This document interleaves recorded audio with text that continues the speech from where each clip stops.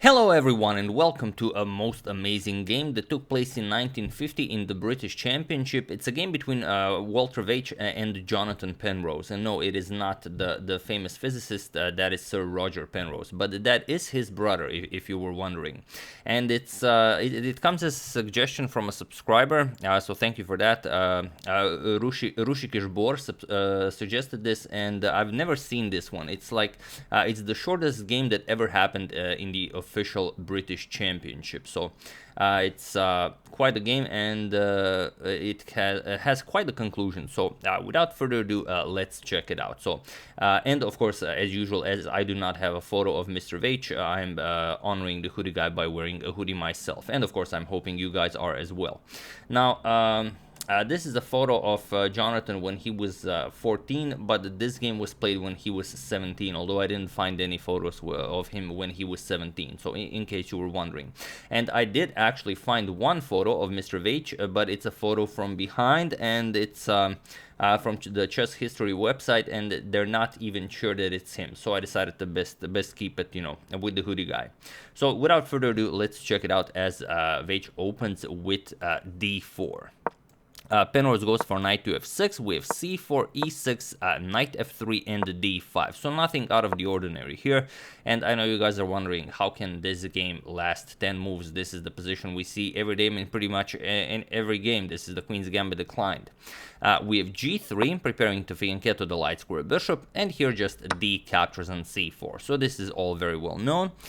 Knight b to d2, and now black strikes in the center with c5. And here with white, you should either continue development with bishop to g2 or capture on c4 with the knight. However, d captures on c5 is quite an imprecision, to say the least, because here black recaptures, bishop captures on c5, and now white says, okay, I mean, my position is pretty good, I'm just gonna play bishop g2, I'm gonna castle, and everything is fine. But not so quick, because here bishop to g2 was played, and now, believe it or not, the game is completely lost, and it's not all that easy to see why. So feel free to pause the video and win this game for Jonathan Penrose while I give you a couple of seconds. So for those of you who were able to do it, congratulations on spotting that the queen is actually trapped. And for those of you who just want to enjoy the show, we start with bishop captures on f2. And I know most of you considered this move, but it's hard to see where it goes, because after king captures, what was played in the game, of course king f1 is also playable, but then you just have a worse position and you're gonna suffer for the rest of the game. So you must accept the bishop sacrifice. So king captures on f2 was played.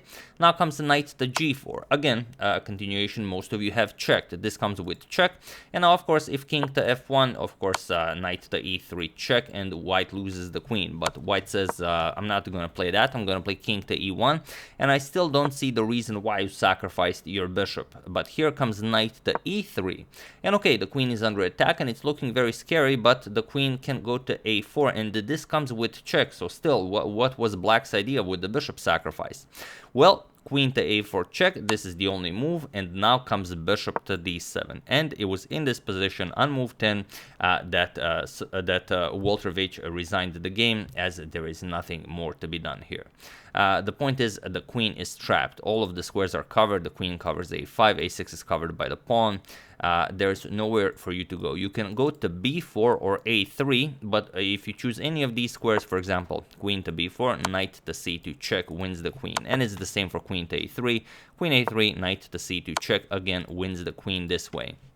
So this is one of the most unusual ways I've ever seen, well, for one player to blunder his queen so bad, and for the game to be concluded so fast in an official British Championship.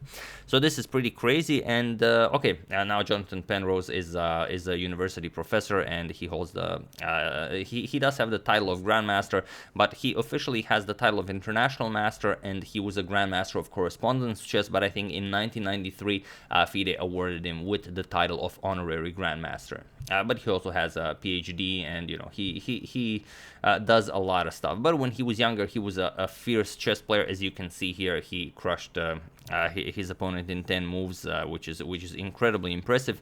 And not only that, he won the British chess championship 10 times from 1958 to 1969. And as it says, I will read you a very short segment of an article from British Chess.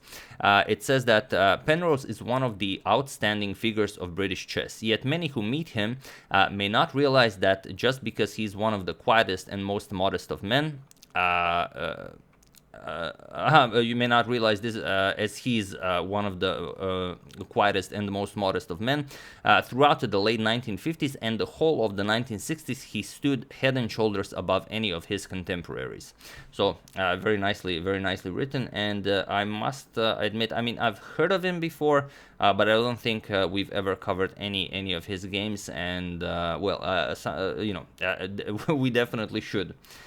So yeah, that's the game. Hope you guys enjoyed it. And I had no idea that he was in any way related to Sir Roger Penrose, but as it turns out, yes, he is. He is his brother, and it's a very nice game. It would be a shame not to know this game, as it could be even the shortest game in any championship.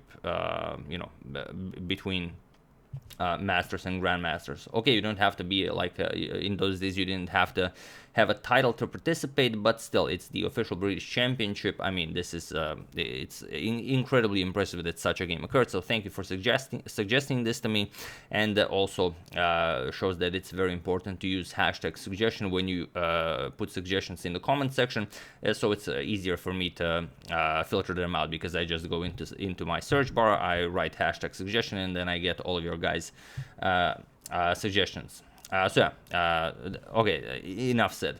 So that's the game. Hope you guys enjoyed it. I would like to thank BombCloudChess.com, Mabuto Richardson, Elegant Mist, Triple Triangle, and Mustafa Motivala for a contribution to my channel. Thank you a lot. I really appreciate it. As usual, you can check 2 of my previous videos here. Thank you all for watching, and I will see you soon. Continuing the Morphy saga, continuing to check up on your wonderful suggestions and whatever else happens in the chess world. So thank you all. I will see you soon, and have an excellent rest of your day.